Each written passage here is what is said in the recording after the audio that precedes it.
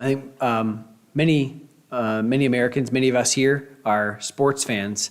And as you're watching some sporting events, usually you see a lot of bragging and a lot of, we would say self-confidence, but we can call it bragging. And sports are trying to really encourage confidence and the need to promote yourself. You know, if you can make a big deal out of what you did, it seems like it's a bigger deal, and maybe you'll get a better contract, and maybe you'll get traded to a better team or something like that. And of course, then that self-confidence is something that a lot of movies and kids' movies especially are trying to put out there. It's kind of a trope anymore, you know, that in a Disney movie you're going to hear somebody say, you got to believe in yourself, or you got to have confidence in yourself, right? But we've seen lots of examples of people who shouldn't probably believe in themselves. NFL players who think they're all that, and then they get cut by the team. They think they're the best cornerback out there, like Jalen Ramsey, and then he gets just utterly destroyed by somebody, and then kind of humbled a little bit, right? Somebody who just trash talk, and they think they're going to be the best, and then come to find out that they don't have the goods. Or singers who go on a talent show thinking that they're great, and then everybody tunes in to watch them because they're just the worst. They might be the best singer in their town of 300 people, but when they get to some talent show on national TV, they're one of the worst, and somebody told them, or they thought they were just great. Or people who run for office and assume that they're just going to walk away with the vote. Remember the 2016 election, and everybody thought Hillary was going to win, and everybody was kind of just assuming that, and then she didn't. And that story of people thinking that they're great and telling everyone that they're great, only to find out that wasn't the case, has been played out multiple times in history.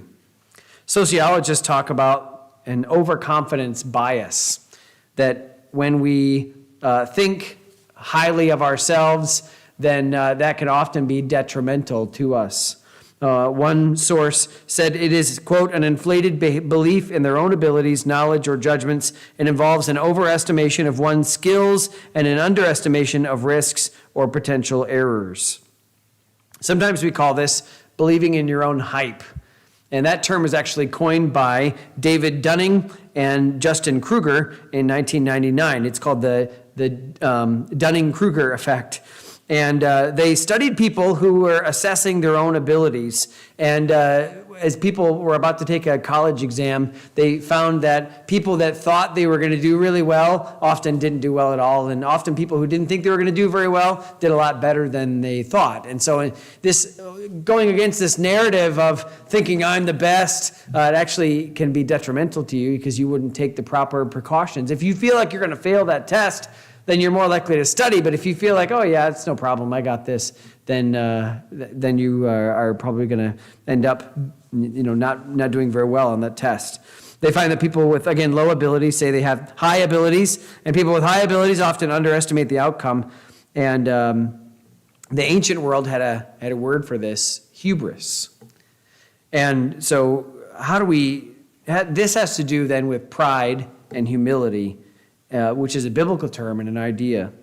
Scripture warns us of the danger of pride in 1 Corinthians 10, verse 12. Let him that thinketh he standeth take heed lest he fall. But Proverbs has a lot to say about pride too. And there's a lot of verses we could pick to talk about pride. But I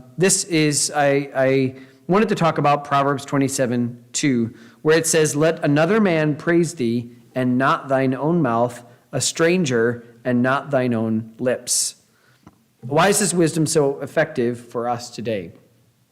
First of all, notice it says, let another man praise thee. And this recognizes the desire that we all have for praise. We want recognition for what we have done. We want others to see the value in what we do, and often we're motivated by other people's praise and other people saying, hey, that was really great, good job, keep doing that. That's motivational for us.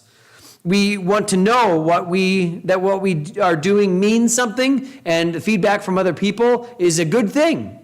We want others' assessments of our character and our actions, and what Scripture is telling us here is that the opinions of others weighs heavily.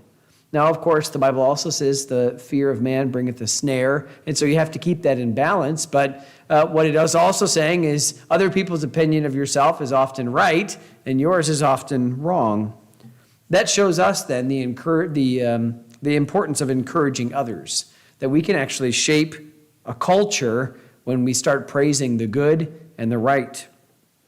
We have, I think, for too long depended on legislation to change hearts. We just think that if we can get this bill passed, that maybe that will be the end of sin X or Y or Z.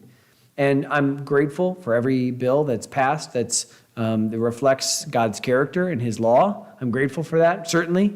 But we also understand that part of the problem, part of the reason that we're in the mess that we're in at a societal level is that the good and the right has not been praised and encouraged. In fact, the opposite has been done.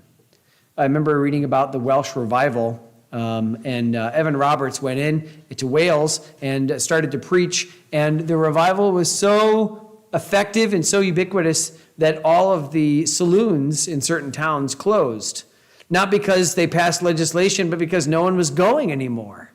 Because the good was being praised and the right was being encouraged. And we just recognize that we can actually change society by that. And so it is good to encourage one another. It is good to encourage that which is good. We're called on to encourage others. Romans 15, verse 14 says, "Ye also are full of goodness, filled with all knowledge, able also to admonish one another." The word admonish means to correct or to help or to set on the right path. That's a good thing, Paul says. He says in 1 Thessalonians 5:11, "Comfort yourselves together and edify one another, even as also ye do."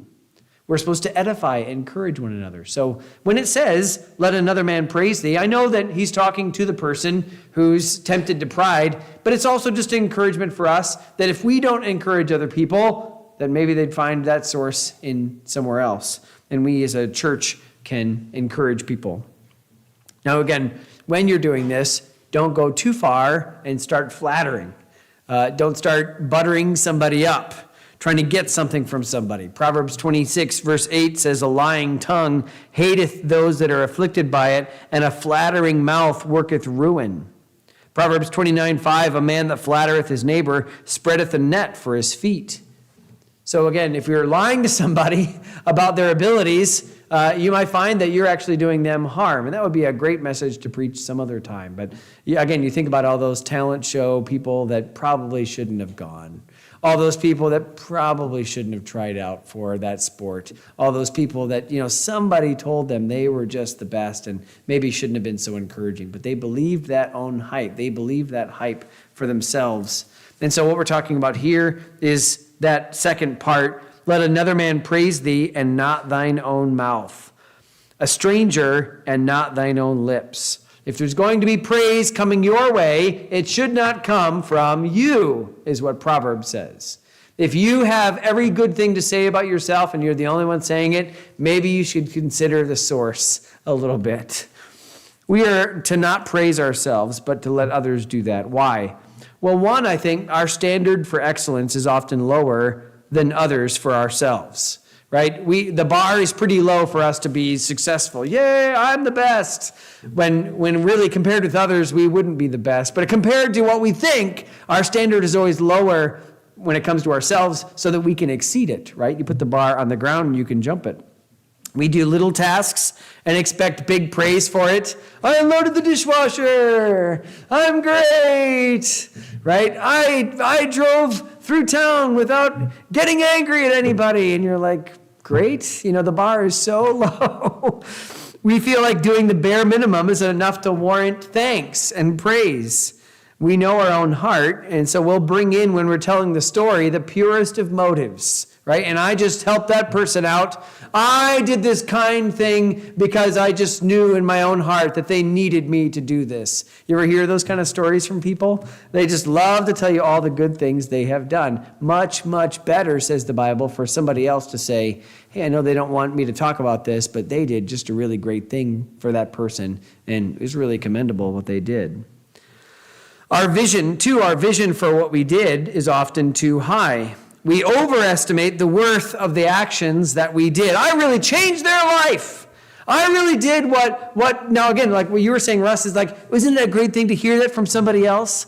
Like, you made a real influence. But there's a lot of people that are, oh yeah, I've been helping people. I've been doing all these great things. And you don't ever hear that from anybody else, that they think that's a great person. It's always from the person's mouth. I'm doing all these great things. And we know a lot of these kind of people, right? We often brag, making little accomplishments, feel very big. We will oversell the appreciation that others have for what we do. We are to not praise ourselves, one, because our standard for excellence is often lower than for others, for ourselves. Two, because our vision for what we did is often too high. And three, because pride skews our vision of what's really happening. Go over to Luke chapter 14, and there's a good illustration of this over in Luke 14. Others have really a better view of the worth of our actions and the worth of our character. Now again, understand what we're saying here. Not all the time. People didn't see the value of Jesus, and he was perfect. He was Son of God on the earth, and they didn't recognize his value. So understand that there are exceptions, but in this passage it's saying, let somebody else approximate the value of what you're doing, not you. And don't talk about it. If you're going to be praised, let it come from somebody else, not from you. Here in Luke 14, we have a little bit of an example of that. In verse number 7, Jesus says, he put forth a parable to those who were bidden when he marked how they chose out the chief rooms, saying unto them, when thou art bidden of any man to a wedding, sit not down in the highest room, lest a more honorable man than thou be bidden of him. And he that bade thee and him come and say to thee, give this man place, and thou begin with shame to take the lowest room. But when thou art bidden, go and sit down in the lowest room, that when he bade thee cometh, he may say unto thee, friend, go up higher. Then shalt thou have worship in the presence of him that sat at meat with thee. For whosoever exalteth himself shall be abased, and he that humbleth himself shall be exalted. Now, we don't really do this. Well, we do a little bit at weddings, right? You have the head table, and generally you have the parents of the bride and the parents of the groom somewhat close to the head table.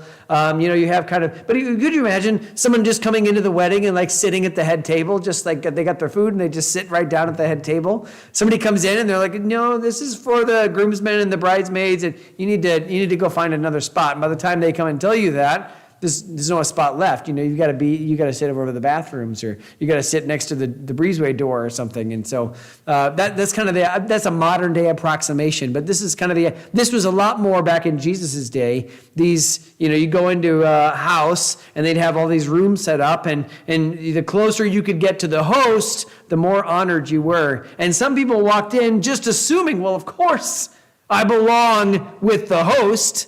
Of course I belong at his table. But the host had somebody else of greater value in mind. Now, again, in America, we don't really have this mindset that you're worth more than somebody else. I mean, you might, but that's not an American ideal. We have this idea that we're all equal, right? That we're all, it's the melting pot, and so we're all, in some ways, we're the same, right? We like that part of it. And so this is a little bit of a foreign idea to us, but Jesus says it may be that as you're sitting down there, the host would come and say, actually, this spot is saved for this, my good friend.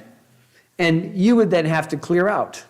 And again, at this point, what Jesus is saying is you have to go to the lowest room. And again, he's just saying that what we do is often evaluate ourselves higher. Of course I'm going to be here. Of course I'm going to be at the host's table because he knows me. And then the host comes in and says, hey, what's your name? No, that's not your spot. You're going to have to find another place. And then Jesus says, in front of everybody, you got to go to the lowest room and take the lowest one. Jesus says, much better to approximate yourself as low as you can. Go sit at the kiddie table.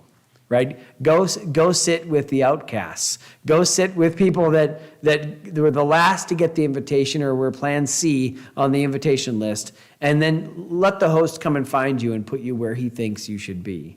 That's what but Jesus is saying, like, this is just natural that you would want to try to approximate yourself, and it's always higher. It's an embarrassing thing to find out that your worth is less than you thought. I was talking with Zach about this, just the idea that when you meet somebody that you know their name, like to know somebody's name is a really great thing, right, Dave? Has that happened with you?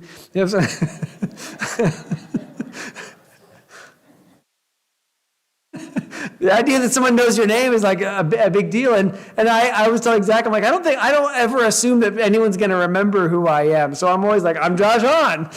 I don't know, but that is a big deal. Like, it's an important thing. And how embarrassing when you think that someone should know your name and then they don't. And you're like, oh man, you're my brother. I don't know. We've been working with, there's a pastor in town that just cannot get my name right. And he must just be bad with names. I don't think he's trying to troll me, but it's just like, my name's not Joel. I don't know what to tell you. But it's embarrassing, right? It's embarrassing for everybody else to see it. Imagine sitting there at the table, you're in like a mid-room, and you see this guy with his food walking through the host table to the lower table, and you're just like, you were wrong. You thought you belonged there, but you don't. How embarrassing. And that shows us that pride really blinds us to our faults. It blinds us to our self-worth when it comes to the others. It only shows us what we do well and very rarely what we're not getting right. So what can we do to avoid this? One is to be humble about our actions. How should you think about what you've done? Well, the answer is you shouldn't think about what you've done. Don't, right? Whatever you've done, thank God for it and let it go. Burn the trophies. It's okay to let that go behind you. Learn to be humble and not self-referential. Not everything is about you, and that's okay. And this is what he's saying here in Proverbs. Let another man praise thee and not thine own mouth. Don't be thinking about all you have done, because if that's all you think about, if it's all self-referential, guess what's going to come out of your mouth? Everything that you've done. This means not looking for praise. If you're looking for praise, you'll often find the cupboard is bare, and you'll go searching for praise with boasting. Right? If all you can think about is how you want people to praise you, and this is a tough thing, I think everybody struggles with it, because everybody likes to hear good things about themselves. When it's been a little while or we're feeling a little down, we might go fishing a little bit. Hey, what do you think? What do you think of that sermon that I preached this morning? Was it helpful? Hey, what do you think about what I had to say? Was that insightful? And we might even say it in a way where you're just I just need a little helpful feedback, but you're really just kind of, looking for a little praise. And if you are self-referential, if you're always thinking in terms of what I did and what other people think of it, then you're probably going to go looking for that quite a bit more. Proverbs 25:27 says, "It is not good to eat much honey. So for men to search their own glory is not glory." Right? If you have to ask someone what they think and they tell you, it's not really praise, they're being polite. Philippians 2:3 says, "Let nothing be done through strife or vainglory, but in lowliness of mind let each esteem other better than themselves." So what can we do to avoid this? 1, be humble about your actions. 2, don't talk about your actions unless necessary. I'm not saying don't ever talk about things that you've done that are good. I love to hear testimonies when we go out calling and, hey, I got to talk to this person. You know in your own heart if you're really bragging, if you're really like looking for praise and looking for, adoration. Sometimes it's necessary to talk about what you've done just to be helpful to others. Paul had to assert his apostolic authority. Hey, I'm an apostle. I was trained by Jesus. He wasn't saying it in a prideful way. He wasn't looking for praise. He was just saying, this is just the truth. This is how it is. But most of the time, it's best not to speak of all the good things that you've done. Now, again, if you have to talk about it and somebody else gives you praise, then so be it. Let another man praise thee and not thine own mouth, a stranger and not thine own lips. That's okay. Go over to Matthew chapter 6. I think this also bears this idea that where we're looking for praise from somebody else, and so we do things in order to get that kind of praise so that somebody else might heap that upon us. Jesus says in Matthew 6, this is the Sermon on the Mount, "Take heed that you do not your alms before men to be seen of them, otherwise ye have no reward of your Father which is in heaven. Therefore, when thou doest thine alms, do not sound a trumpet before thee, as the hypocrites do in the synagogues and in the streets, that they may have glory of men. Verily I say unto you, they have their reward. But when thou doest alms, let not thy left hand know what thy right hand doeth, that thine alms may be in secret, and thy Father which seeth in secret himself shall reward thee openly. And when thou prayest, thou shalt not be as the hypocrites are, for they love to pray standing in the synagogues and in the corners of the streets, that they may be seen of men. Verily I say unto you, they have their reward. But thou, when thou prayest, enter into thy closet, and when thou hast shut thy door, pray to thy Father which is in secret, and thy Father which seeth in secret shall reward thee openly. Now I'm always thinking in terms of a range, right? So here, on one hand, we are to not do things so that other people can see us, so they can praise us. But that doesn't mean that we're not to do anything publicly, because in the previous chapter, in chapter 5, verse 16, he says, let your light so shine before men that they may see your good works and glorify your Father which is in heaven. So it's not like you have to do everything in the corner. This is really a matter of your own heart and what you want out of the actions you're doing. If you want the praise of men from your actions, and you do it to get that, and you get that, what does Jesus say? You have your reward. Enjoy it in this life, because that's the only one you're getting. You're not going to, all that, when you see that action that you've done to get praise of men in heaven, it's going to be straw. It's going to be stubble. It's going to be something that's going to burn right up, and you're not going to have anything left of that. So what he's saying in here, and again, I'm linking up that passage in Proverbs, do what you do, and let another man praise thee. Don't do it for their praise, but don't boast of it to somebody else. If I do something and I say, oh, hey, Dan, this is what I did. This is a great thing that I did. Oh, man, that good thing could have been rewarded in heaven, but I just lost it because I'm looking for praise from you. Let another man praise thee. Now, if Russ says, oh, I saw Josh do this great thing, and Dan, you should have seen it. You should have been there when he did this great thing. It was so great. Let another man praise thee, not my own lips. If I do it, then that reward is gone. I don't want to lose my reward in heaven. I want to be a blessing. I want to help people, but I don't want to lose my reward. Proverbs 20, verse 6, most men will proclaim every one his own goodness, but a faithful man who can find? That doesn't mean, well, there's no faithful men left. It means you don't always know the faithful people because they're quiet about what they do. You can't always tell the people that are working faithfully, that are trying to serve God, because they're not out front in front of everybody. Now, again, there are times that you need somebody who's out front and doing that, right? We want to be seen on Friday night when we pass out the tracts. But I'm just saying, don't go home and call everybody and be like, guess what I did? I just passed out a bunch of tracts. Aren't I a good Christian? Just leave it as service to the Lord and say, God, use it. I wanted to be seen so I could pass these out, but I want to be seen by you more than anybody else. And if somebody praises me, fine, but I won't do it. I won't boast of what I've done out of my own mouth.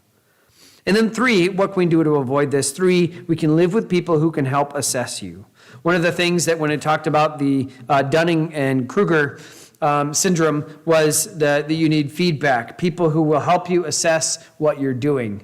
Again, so a church family is a great place to start, where they can encourage you in the right things, but not heap praises on you. They can see what you're doing, and so you don't have to go and tell everybody, hey, I did this great thing.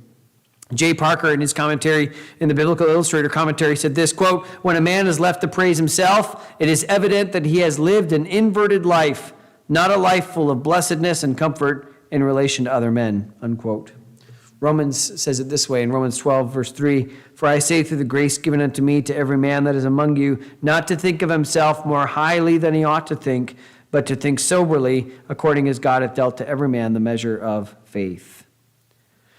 We are to be self-aware of our actions and our motives. Again, not to the point where we're looking for praise. There's a balance there, right? Not to the point where we're thinking about all the times where we're looking for it, but aware enough to be able to say, God, this is for you, and the things that I've done, it's that passage in Luke 17. I have done that which was my duty to do. I don't expect thanks. I'm a servant of the Lord. And whatever he tells me to do, I've done it because I'm supposed to and because I love the Lord. I'm not looking for praise. I will get my praise at the judgment seat.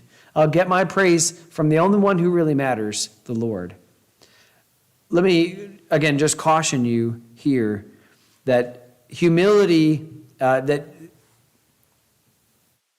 looking for that praise by boasting is really the product of a heart that isn't satisfied in the way that God sees you. If the praise of God is not enough, that is a heart issue for you. And again, it's in some ways a faith issue because we want the things that we can see. I want to hear the praise. And I think, again, everybody does. But when I go looking for it by praising myself with my own mouth, then what I'm negating all that what I wanted to do and what I wanted. All the what I'm going to get is going to be fake. What I want is not going to be ultimately fulfilling. But I tell you, to hear, well done, a good and faithful servant, is worth a lot. Humility and thankfulness will help us, I think, to give that proper perspective. So we need to learn to not draw attention to ourselves and our actions. We need to learn that when praise comes, let it be a reflection of God, and thank God for that, but to not go seeking for it, to certainly not be asking for it, and to let another man praise thee and not your own mouth. To a stranger and not your own lips is what God would call us to do in humility.